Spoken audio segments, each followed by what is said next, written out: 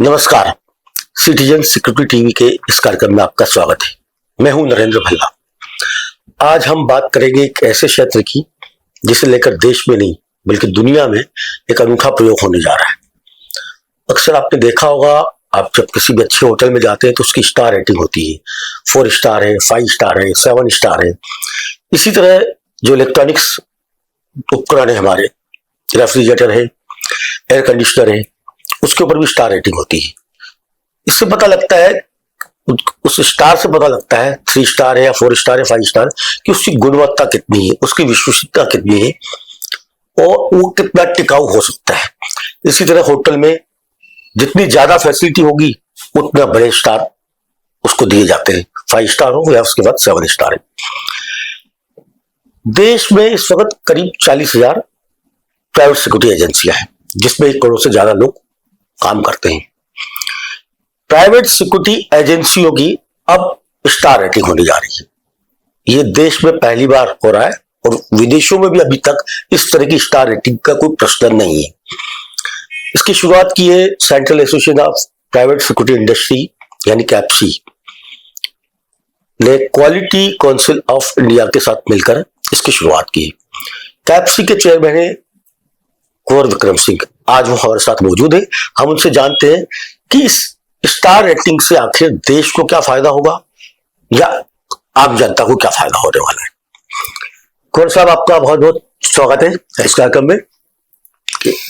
सुना है कि प्राइवेट सिक्योरिटी एजेंसियों में अब स्टार रेटिंग हो रही है।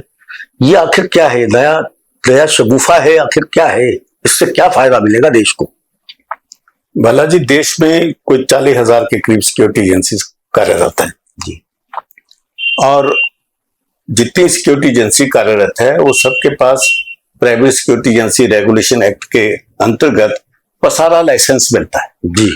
और वो पसारा लाइसेंस जो है वो उन्हीं कंपनी को दिया जाता है जो पसारा की जो अलग अलग उसकी जो कंडीशंस हैं उनके वो उसको पूरा करते कि नहीं करते।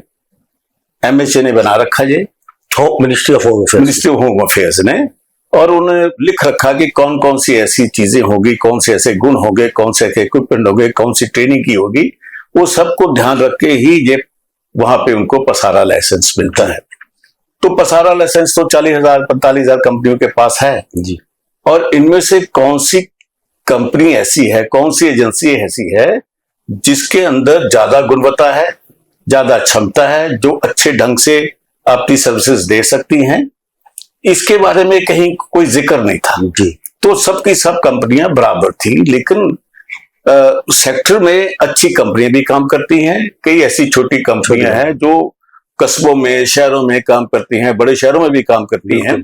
आपस में उनका कहीं ये नहीं था कि कौन सी कंपनी बढ़िया है, कौन सी कैसी सर्विस प्रोवाइड करती है और वो किस ढंग से इसको आगे उसकी जो जिसको बोलते हैं कि क्वालिटी सर्विस डिलीवरी वो कैसे करेंगी, इसके बारे में कहीं भी इसका कोई प्रावधान नहीं था, कोई ऐसी चीज नहीं थी। तो सारी कंपनियां बराबर सी मानी जाती थी और उसके हिसाब से क्या होता था कि जो अच्छी कंपनी लेना चाहता था उसको बड़ी प्रॉब्लम पड़ती थी कि मेरा अगर कोई फैक्ट्री है जिसके अंदर ज्यादा सुरक्षा की जरूरत है, कोई ऐसा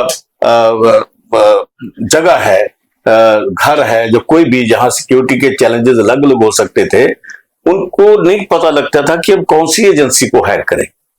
तो बाय एंड लार्ज ये होता था कि जो कंपनी अपना कहीं ना कहीं इश्तिहार देती थी, जहां किसी ढंग से अपनी मार्केटिंग करती थी, उसी में बता पाती थी कि मेरी कंपनी बाकी कंपनियों से कैसे अलग है। लेकिन ऐसा कोई मापदंड नहीं था।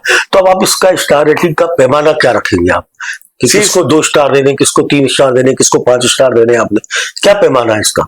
ऐसा है कि जब इस चीज की जरूरत महसूस की गई तो उसके बाद जो क्वालिटी काउंसिल ऑफ इंडिया है, जो भारत सरकार का एक अंग है जो देश भर में गुणवत्ता तय करता है, बाकी प्रोडक्ट्स भी करती, बाकी सर्विसेज का भी वो करता है, ये चीज अच्छी है, दूसरी है। तो उनके साथ हमारी मुलाकात हुई और उनको हमने कहा कि हम ऐसी चीज चाहते हैं कि समय आ गया है, लोगों को पता कौन सी अच्छी एजेंसी है, कौन सी इतनी अच्छी नहीं है, कौन सी बढ़िया सर्विस दे सकती है। तो उनको हमारा ये आइडिया पसंद आया जी। उन्होंने कहा कि आप ये आइडिया तो बड़ा अच्छा है, इससे देश भर में एक नई सुरक्षा की व्यवस्था पैदा होगी, एग्जाम पैदा होगा, तो उसके लिए आप ही लोग बताएं कि क्या क्या होना चाहिए, क्या नहीं होना चाहिए। तो इसके लिए उन्होंने एक तो सबसे पहले एक स्टीयरिंग कमेटी बनाई जी। जो स्टीयरिंग कमेटी बड़ी लार्ज कमेटी बनी। उसके जो अध्यक्ष थे वो बॉम्बे पुलिस के जो पुलिस कमिश्नर पहले रहे हैं एमएन सिंह, उनको उसका अध्यक्ष बनाया गया, मुझे उसका को अध्यक्ष बनाया गया। और उसके साथ जो इस इंडस्ट्री के गुणी व्यक्ति थे, जो एक्सपीरियंस व्यक्ति थे, जो सिक्योरिटी सर्विसेज प्रोवाइड करते हैं, उनको लिया गया। इसके अलावा जो हमारे एंड यूजर है, जिन्होंने सर्विस को इस्तेमाल करना है, जो आपके क्लाइंट्स थे, जो क्लाइंट्स जहां उनकी एसोसिएशन जैसे फिक्की थी, फिक्की को लिया गया, सीआई को लिया गया, एसोचम को लिया गया। ये सारी जो चैम्बर्स हैं, क्योंकि सारे लोग तो इनके मेंबर होते हैं, एंड यूजर होते हैं, तो उनको भी लिया गया कि वो भी बता पाएंगे, उसके अंदर भागीदारी होनी चाहिए। इसके अंदर जेम को, जो गवर्नमेंट ई मार्केटिंग है, जितने भी टेंडर निकलते हैं सरकारी संस्थानों के, वो उसके टेंडर वो जेम निकालता है। तो उसके जेम के अंदर कंडीशंस वो डालते हैं, एक एजेंसी के लिए क्या क्या होना चाहिए, मापदंड क्या होना चाहिए, वो उसमें डालते हैं। तो उनको भी इसके बीच में ले गया। फौज के हमारे जनरल राजेंद्र सिंह जी, उनके दिया। और इस सारी चीज को बनाने का जो काम है वो जनरल मजूमदार थे, वो हमारे सीईओ थे। उनको कहा गया कि आप सारी चीज को ऑर्गेनाइज करें। तो उन्होंने कोई 25 लोगों की एक कमेटी बनी। इसमें एक्सपर्ट भी लिया गया, जो सिक्योरिटी के एक्सपर्ट थे, उनको भी इसमें लिया गया। तो उस कमेटी ने सेक्टर को समझते हुए, लोगों के थ्रेट परसेप्शन को समझते हुए, और गुणवत्ता में क्या क्या होना चाहिए, वो सारी चीजों के ऊपर कम से कम कुछ 8 महीने इसके ऊपर लगातार मंत्रणा हुई। उसके बाद आपने फाइनल किया। वो जो बनी है, जो ये सारी गुणवत्ता बनाने वाली चीजें थी, फिर इसके साथ टेक्निकल कमेटी बनाई गई। बिल्कुल। जो टेक्निकल कमेटी बनी, उसके अंदर मिस्टर सी पाल सिंह है, वो फॉर्मर पंजाब के आईजी रहे हैं। उनको कहा गया कि आप इसकी टेक्निकल कमेटी का गठन करें, कुछ टेक्निकल ही सब कुछ होगा। बिल्कुल समझ। तो वो टेक्निकल के लिए उन्होंने भी उन लोगों का चयन किया जो इस चीज को समझते थे, गुणवत्ता को समझते थे, इसके पैरामीटर्स को क्या होना चाहिए, वो सारी चीज का करके वो जो टेक्निकल कमेटी थी, उसने इसके सारे मापदंड बनाए गए, इसकी शर्तें बनाई गई। फिर उस जब पूरी हमारी उस टेक्निकल कमेटी को सब चीजें एक्सेप्ट हो गई, तो उसको फिर स्टीयरिंग कमेटी के सामने रखा गया। तो स्टीयरिंग कमेटी ने फिर उसको पूरा उसके ऊपर मंत्रणा की, उसके बाद इसको फाइनल किया गया। स्टार रेटिंग से देश की सुरक्षा पर क्या असर पड़ेगा? सबसे पहले तो नागरिक सुरक्षा आती है जी। हाँ, पहले एक और चीज आपको बता दूं कि ये जब जैसी सारी हमारी स्कीम बन गई थी, नोन एज ए QCI कैप्सी स्कीम, स्टार स्कीम। तो जब सारे हमारे ये जो स्टेप थे वो हो गए सारे, इसको हम लोगों ने मान लिया गया। तो उसके बाद फिर भारत सरकार ने एक बॉम्बे में एक स्टैंडर्ड कॉन्क्लेव का आयोजन किया। स्टैंडर्ड कॉन्क्लेव का बॉम्बे में इसका आयोजन किया गया। यहाँ बाकी सेक्टर के भी लोग थे जो स्टैंडर्ड्स में चाहते थे, बनना चाहते, या बना चुके हैं, स्टैंडर्ड्स बना चुके हैं। उनका एक बहुत बड़ा कॉन्फ्रेंस हुआ, जिसका उद्घाटन जो उस समय के हमारे जो commerce secretary government of India के वो थे, एडिशनल सेक्रेटरी थे, ये सब लोग आए। उन्होंने उस वक्त इसको लॉन्च किया गया और दुनिया को, देश को बताया गया कि ये स्कीम भारत सरकार ने मंजूर कर दी है। अब जो भी सुरक्षा के मामले में आपको जिस ढंग की सुरक्षा चाहिए होगी, किस स्तर की चाहिए होगी, वो सारे ही मापदंड वगैरह, उसका जो ऑब्जेक्टिव है, कैसे किया जाएगा, इसके प्रोसेसेस क्या होंगे, कैसे इसको ऑडिट किया जाएगा, कैसे हम इसकी स्टार रेटिंग किसको देंगे, उसका वहां पे इसका विमोचन हुआ, लोगों को बताया गया। ये देश में पहली ऐसी बनी है जो भारत सरकार ने, उन्हीं ने इसको लॉन्च किया था। अभी आपने नागरिक सुरक्षा का जिक्र किया, कैसे नागरिक सुरक्षा पर कैसे असर पड़ेगा स्टार रेटिंग का? ऐसा है कि सिक्योरिटी तो सबको चाहिए, और उसके लिए व्यक्ति अपने आप सोचता है कि मुझे सुरक्षा की जरूरत है, चाहे वो उसकी फैक्ट्री है, या होटल है, या हॉस्पिटल है, या घर है, जहां और ऐसी इंस्टॉलेशन जहां सिक्योरिटी की आवश्यकता पड़ती है, सब जगह पड़ती है। तो उसमें तो सबसे पहले तो नागरिक आ जाते हैं, क्योंकि हर फैक्ट्री में एक नागरिक काम कर रहा है। बिल्कुल। इसी ढंग से हर होटल में नागरिक जाता है, काम करता है। इसी ढंग से ये नागरिक हैं जो हर जगह पे घूमते फिरते काम करते हैं। तो ये सारा ही मामला नागरिक सुरक्षा से जुड़ा हुआ है। नागरिक सुरक्षित होगा, चाहे वो मार्केट में हो, चाहे वो होटल में हो, चाहे वो सफर कर रहा हो, तो उनकी सुरक्षा को ध्यान में रखते हुए, उनके सुरक्षा को उनके जो चैलेंजेस है उनके देखते हुए ये चीज बनाई गई है। तो ये टोटल स्कीम जो है वो नागरिक सुरक्षा में ही हम इसको मानते हैं कि ये सिटीजन सिक्योरिटी का एक बहुत बड़ा अंग है। अगर वो नागरिक सुरक्षा होगा तो देश सुरक्षित होगा। तो अल्टीमेटली जो इसका जो इम्पैक्ट है वो पूरे देश की इकोसिस्टम पे पड़ता है। कौन सा मुंबई में के ताज होटल में जो आतंकी हमला हुआ था, उसके बाद प्राइवेट सिक्योरिटी को ट्रेन करने की तरफ ध्यान दिया है? क्योंकि आप देखते हैं कई बार बैंक के एटीएम के पास जो गार्ड खड़ा हुआ है वो बहुत कम पढ़ा लिखा है, कुछ पता ही नहीं उसको। लेकिन दूसरी तरफ 5 स्टार होटल से जहां सैकड़ों लोगों का आना जाना रोज का लगा रहता है, सैकड़ों लोग वहां ठहरते रहते हैं। तो मुंबई के आतंकी हमले के बाद प्राइवेट सिक्योरिटी एजेंसियों ने अपने आप को खुद कितना ट्रेंड किया है, उसके बारे में आप क्या कहेंगे? वो एक बहुत बड़ी घटना थी।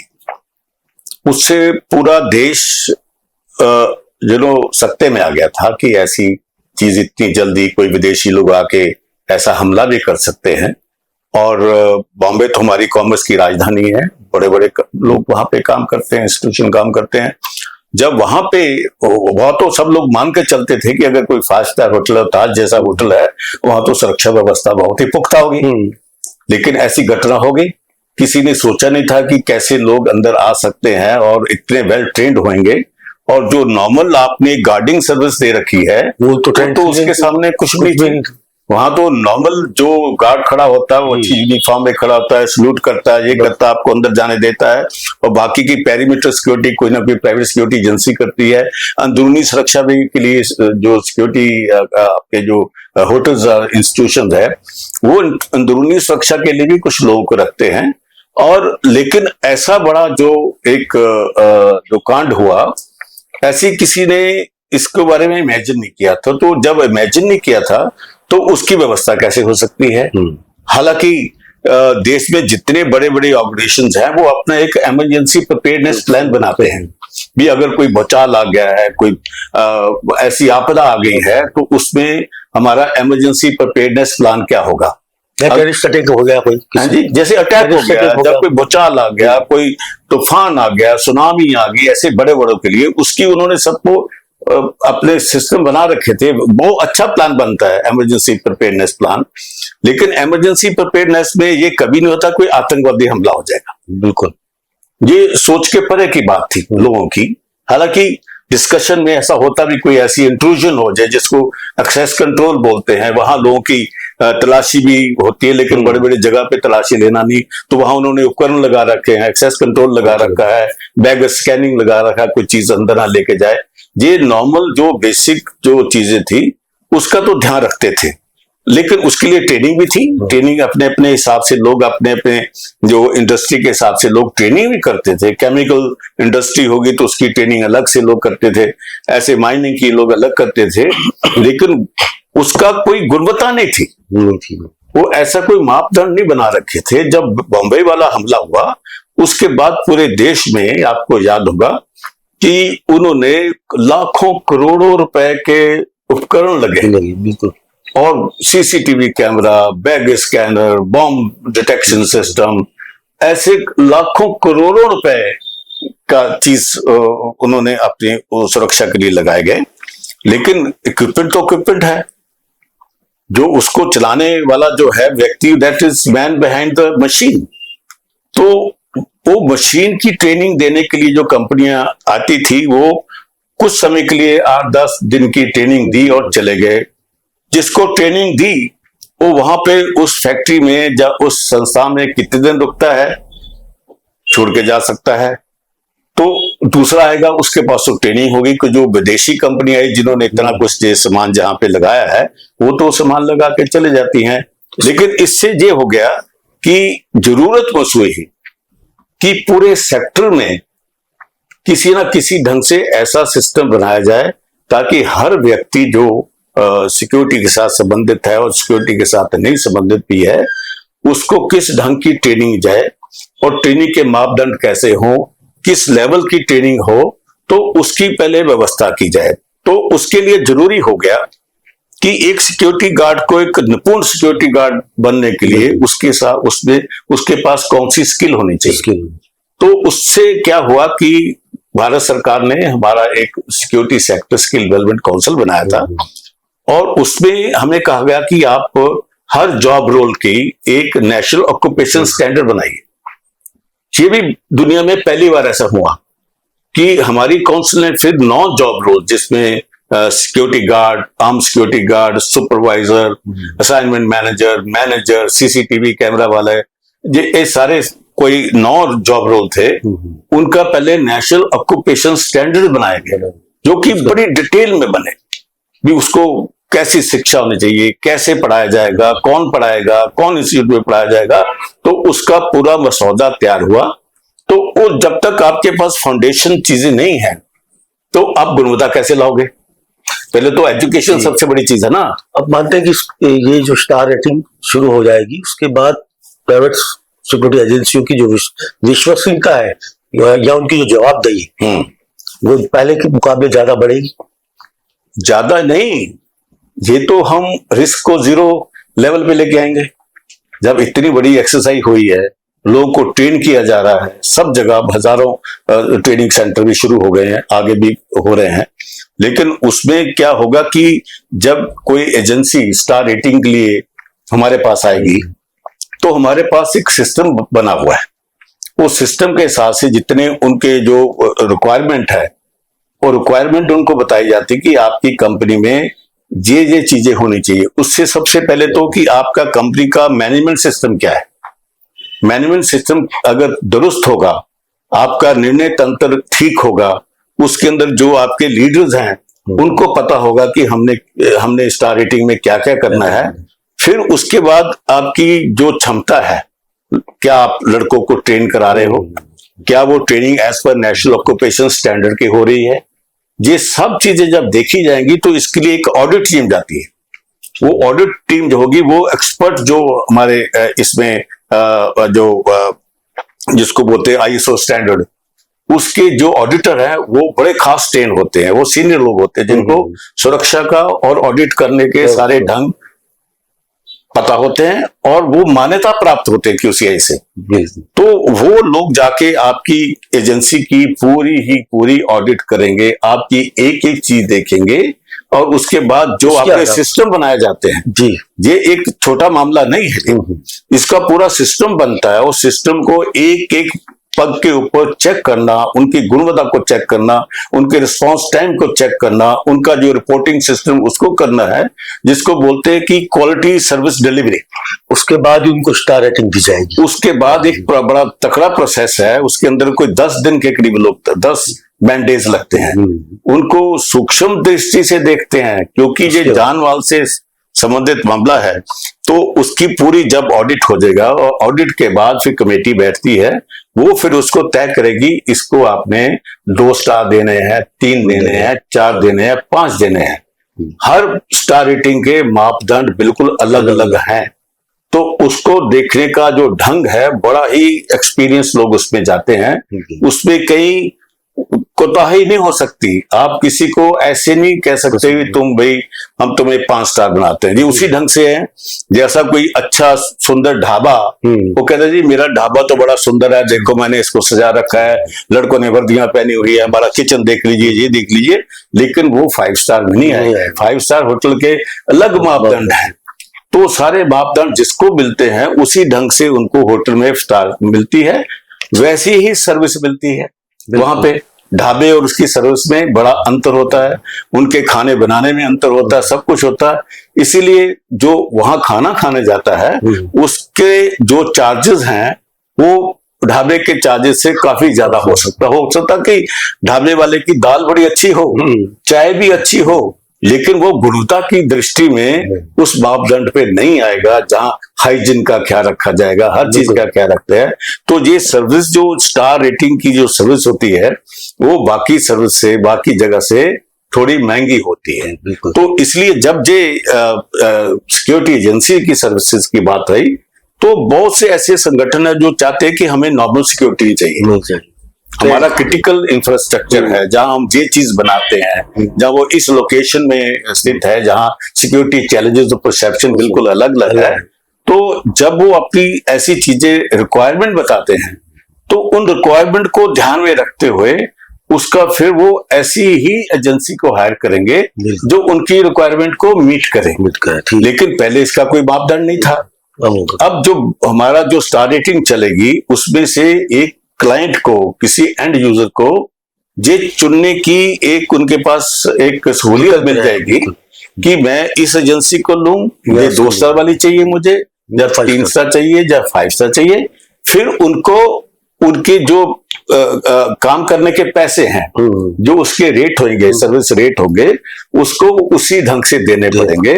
तो उसमें सब चीजें तो अभी तो गोलमाल ऐसा बराबर लगते हैं, अच्छी वर्दी पहन लोगे, लेकिन अच्छा आपने गार्ड को अच्छी वर्दी बना दी, लेकिन वो इस ढंग से ट्रेन नहीं है, वो उनके सुपरवाइजर ट्रेन नहीं है, उनके ऑफिसर ट्रेन नहीं है, उनका चेकिंग सिस्टम ठीक नहीं है। तो वो अब स्टार रेटिंग से हर चीज डिफाइंड है।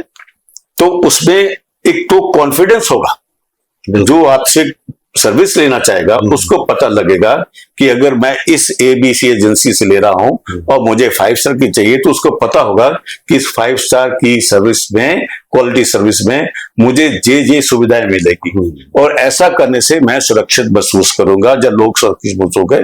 तो ये सारा बड़ा वेल डिफाइंड है, बिल्कुल बड़े अच्छे ढंग से इसको बनाया गया है। तो सर्विस लेने वाले को कोई प्रॉब्लम नहीं होगी, सर्विस देने वाले को पता होगा कि मैं इस स्टैंडर्ड की सर्विस देनी है, तो फिर क्लाइंट को उस ढंग के पैसे भी देने पड़ेंगे।